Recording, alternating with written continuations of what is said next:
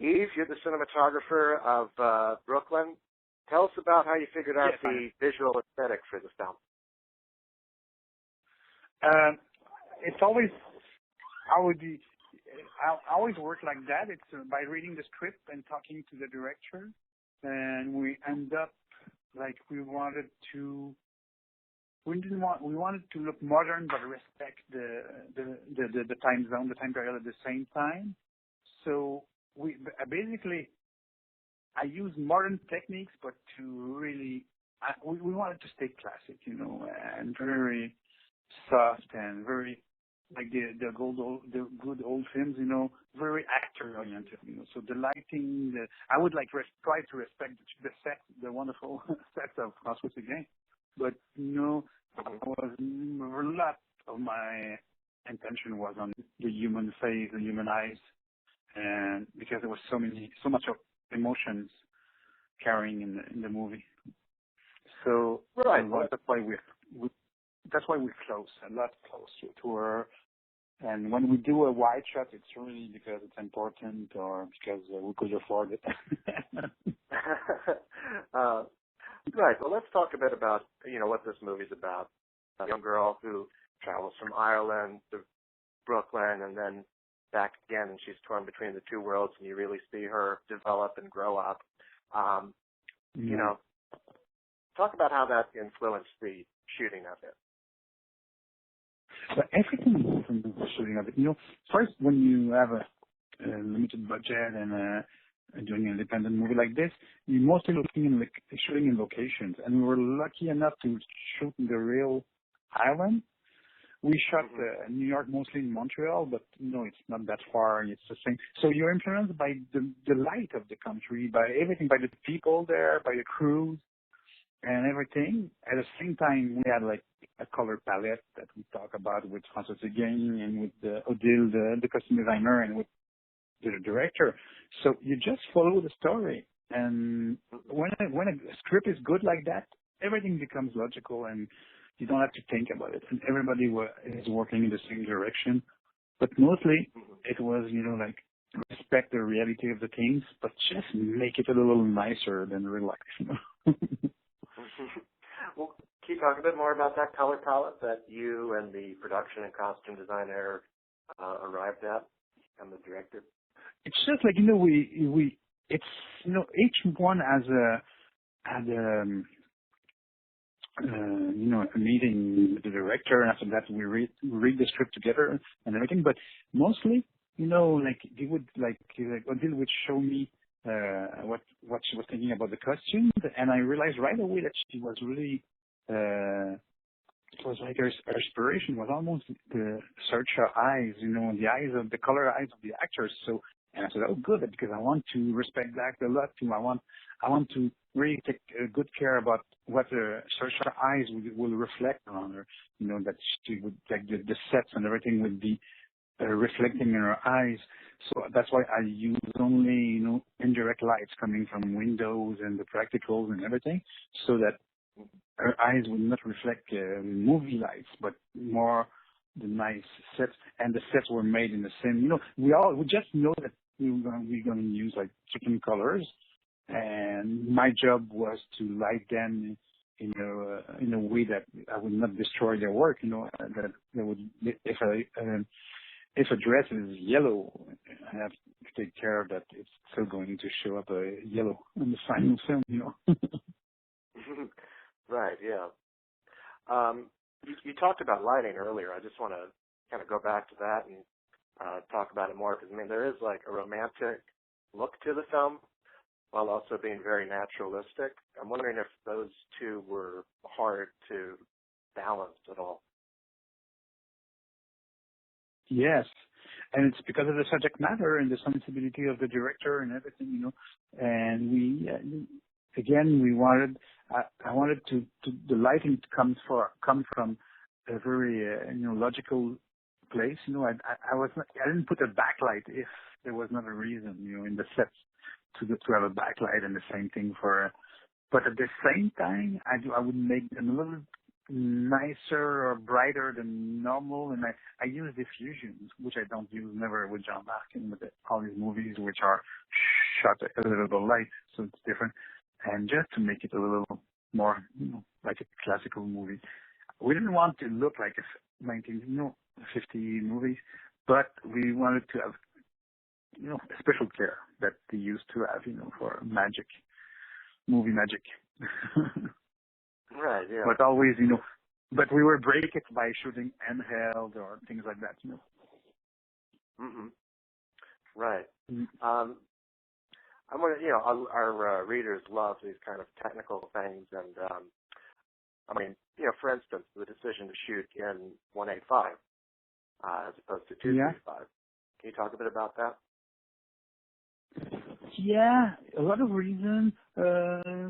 We didn't want to shoot anamorphic or super, the super screen. We wanted because we knew that would be a lot with her, a lot, of close up, and we find that there's a lot of empty space when you do a close up in 2.35, and if it's a trailer, it's good to have empty space in your frame, but that's not the reason. We didn't, and we knew that we didn't want to see her, vertically, horizontally. We didn't need to see that much. We really want to concentrate on the face, and we will have medium shot. So you can, in 185, you can put 2 or 3 person, and it's enough. And, it was not like a movie with big wide shots for this little bit of, economical reasons, but there was a choice of us too, that we wanted to be with her.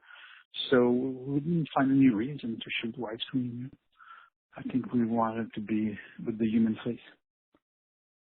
Yeah, it's a very intimate film to that regard. What was the shoot like? Was it difficult at all, or no, it was very blessed. We were all had to shoot. We shot in 3 different countries, and I was very lucky. The crews were great in Ireland, in the States, but the key people, set people and costume and everything would stay. No, it was smooth because John established a very relaxed atmosphere, and we knew what we had to do. It's like all these people in this movie. It's like if they were trained. It's like if we were trained to do this movie one day, And for me, it was very easy. I didn't have to think about it. It was I just had to show up and smile and listen to the actors and go for it. Yeah, it was very interesting. Right, I was really lucky. Right.